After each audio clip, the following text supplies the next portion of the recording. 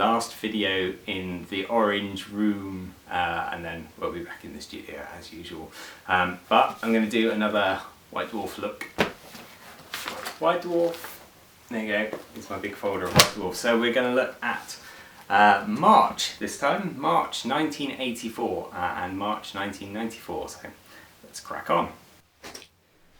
So please excuse the Harry Potter bedspread. This is my wife's bedspread, but was also mine for some time, so I have to share the guilt there. Right, we are looking at March 1983. First of all, let's get this one out of the way. Here we are. I should say something about the cover, shouldn't I? No, maybe I shouldn't. Maybe I shouldn't say anything about the cover. What I should clock up are these Knights of Chaos, are 45p each Knights of Chaos. Wasn't this a good range? I was talking to Tony Yates at Bring Out Your Lead last year about this era of figure and how all of the concept design was produced in order to break away from this two-dimensional sort of flat figures that are enforced by the way that the mold is made. And I think, you know, guys like this, dynamic postures like this with the arms across the body, really shows how they were trying to break that flat feel that they then went back to in the 90s. Just really clever character design there, and actually this is a really nice edition. I really enjoyed going through this edition of White Dwarf. You've got a really quite intelligent take on religion and magic and the role of clerics here.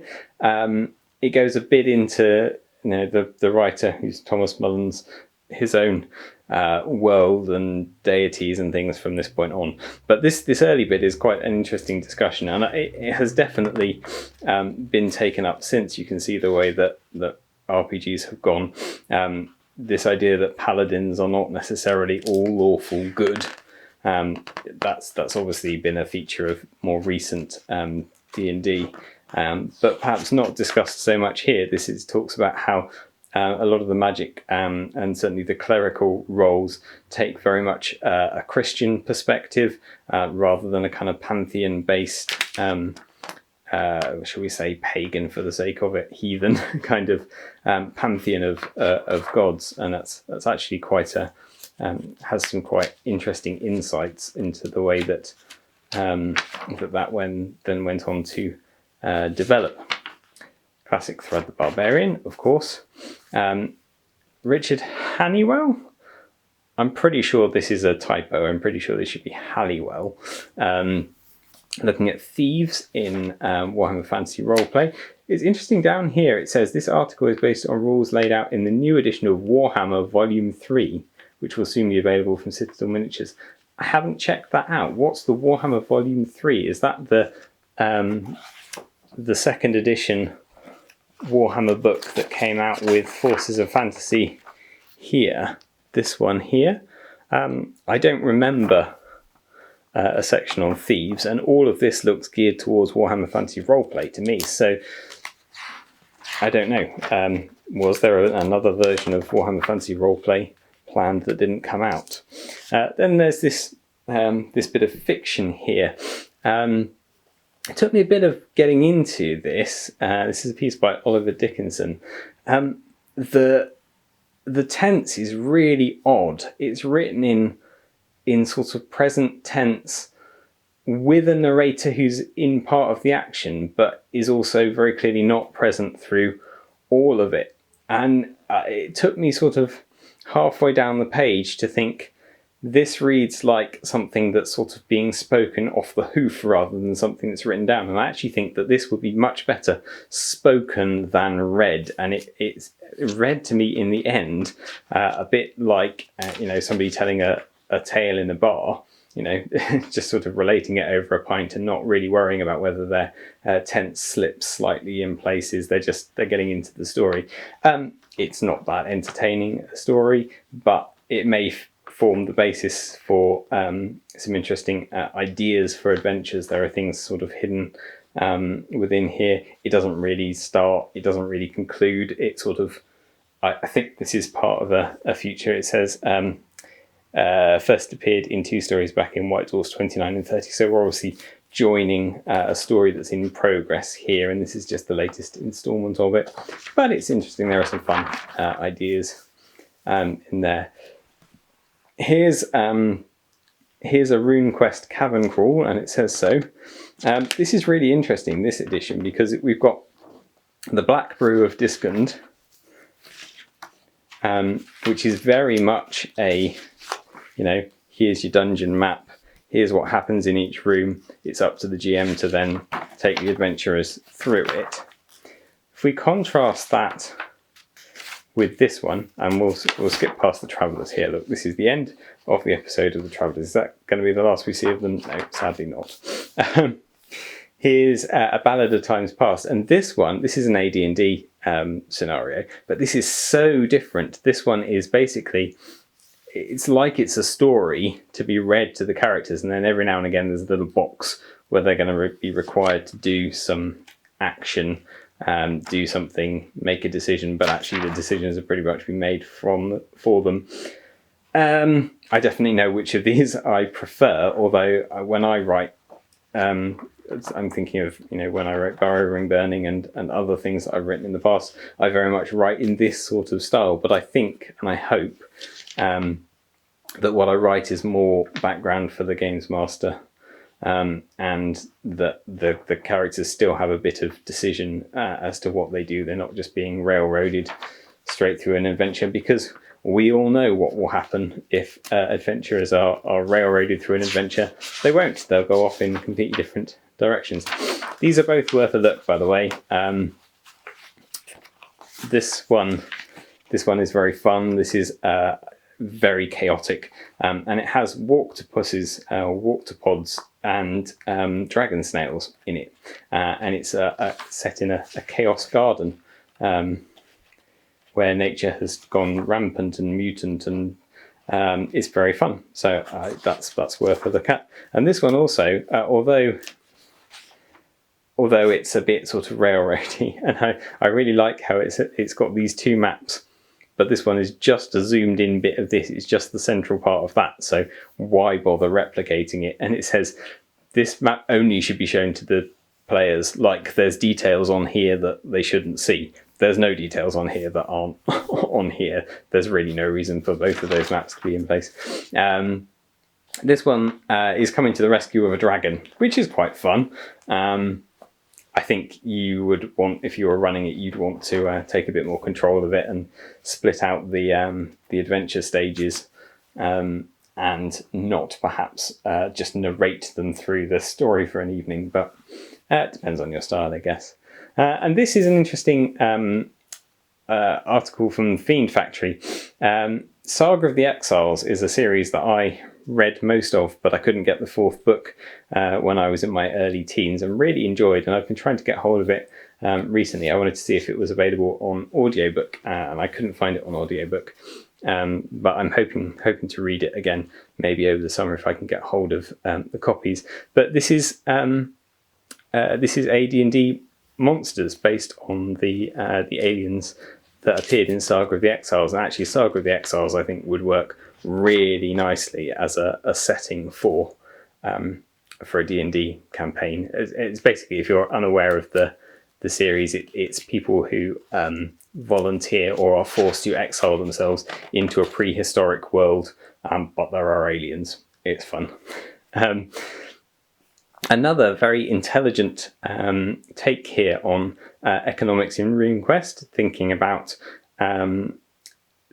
taking values of commodities and gold pieces and things and translating them into a barter economy, which is probably more realistic in inverted commas for a society that works in the way that RuneQuest is set. And this is quite this reads actually as a bit of discussion, because Russell Macy is writing this article, but the editor is stepping in places going, oh, we disagreed on this, or we came up with a different value for this and that. And I think what Russell's saying is this. It reads a bit like a discussion, which is quite fun. And then you've got fun things here. So Thomas Price has written specs for a dungeon cart. This is cool. I want to make a dungeon cart for my adventurers now. You've got a thieves word search that seems to have no in-game purpose. It's just a word search based around words that are thiefish in type. And then Graham Davis of future Warhammer Fantasy Roleplay amazing campaign books has written some rules on drowning for D&D. So there you go. And then we're back into the small lads. And all I wanted to point out in the small lads are the... Can't find them now. Oh yeah, there, look. Denizen, these guys are still in production. Prince August, these guys are still in production.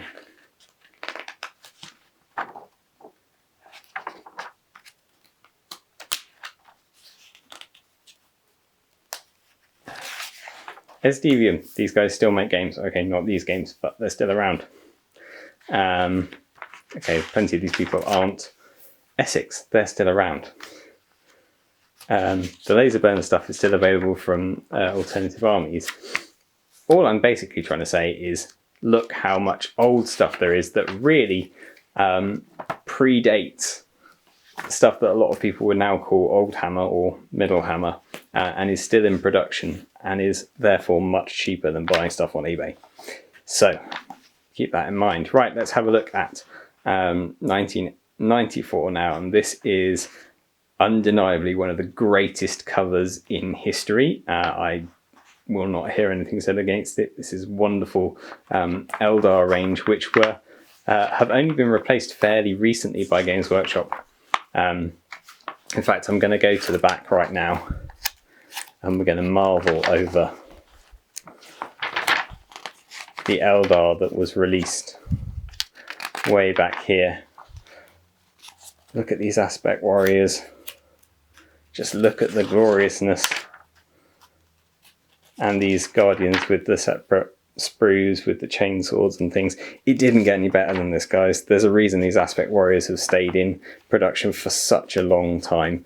They're just unsurpassed models, and the new stuff, quite frankly, doesn't compare.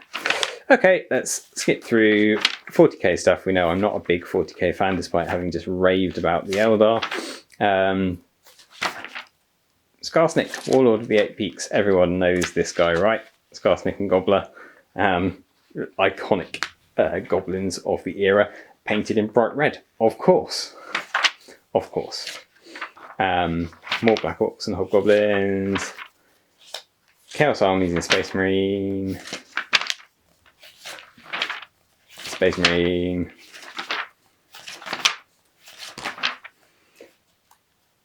Eldar Aspect Warriors. Aren't they beautiful? I mean, even painted in this very red colour scheme. I think when I did my Warp Spiders, I did like Bealton, green and white camouflage Warp Spiders, because I know they've got their own shrine and their colour schemes, but I'm not going to stick with Games Workshop official colour schemes. Just really beautiful ideas for these alien warriors that were properly alien back then. And then we get a 40k battle report with said Eldar. Jake Thornton controlling Eldar. And, of course, Adrian Wood with Wargrishnak, massive orc force. And this is an odd battle report. The first two turns of this battle report reads very much like a story. It's done in a really nice narrative style. And it's got these amazing... these boards that everything is beautifully built and painted and just looks absolutely amazing, even though you can spot the Pringles tubs and the bits of slaughter base and wire. It's so nice to know that that's all handmade. Proper battlefields. But then after the first couple of turns, it sort of descends into these guys moved here and did this, these guys moved here and did this. I think maybe somebody was getting a bit tired late at night and the enthusiasm was wearing off as they were writing it. But it's a fun battle report, particularly because it picks out Eldar Aspect Warrior tactics at the point in which Aspect Warriors were fairly new and quite a new way of fighting, I guess. So that's a very quick jump through that, after going a bit more in depth in the 80s one. Sorry about that. These are just brilliant. But you know, again, I mean, you see what I mean about the two-dimensional posing here. You know, there's not really any arms crossing the body. There's a little bit here, but a lot of that dynamism has gone, and you've got the plastic arms that are supposed to give that kind of flexibility that leads to everything looking a little bit Action Man-y. Again, even with these Gretchen with their arms across the body, they look quite flat. The dynamism of those Chaos Warriors has somewhat gone, although it's, you know, preserved a little bit in the movement, in the musculature here. That's far more down to the way that the weight is being carried in the Banshees here, and in the lack of weight in the Swooping Hawks, and the musculature in the Striking Scorpions. That carries the dynamism far more than the posing does. And these guys particularly, I mean, they're beautiful models, and I love the armor, but they're flat. They're very flat. So maybe there were casting issues. Maybe these guys come out a lot more reliably from the molds. I can totally believe that. But they're still great models, and I love them. I love the humour of the Goblins in this era. And some lovely Skaven. Some lovely Jez Skaven. Although, not Jez Skaven. No. Oh yeah, some Jez Skaven. And Colin Dixon and Trish Morrison. A nice blend. And you can see here, I mean, clearly these are older images. They're a bit darker. But you can definitely tell these are Jez Skaven. These are not. And I think the giant rats here, I think this is probably Trish's contribution. But if she's watching, possibly she's watching, let me know. Were these yours, or did you have something to do? I know Throt the Unclean is a Jez. Did you have something to do with the Packmasters and the Gutter Runners? Let me know. It'd be good to hear from you. And then we've got some more Eldar on the back with the Avatar. That's still my favourite Avatar.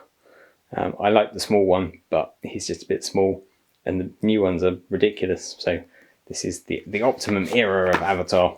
Definitely Eldar for the win in this issue. So I hope that's been interesting. Join me next week for a look at sneak preview April 1984. Take care.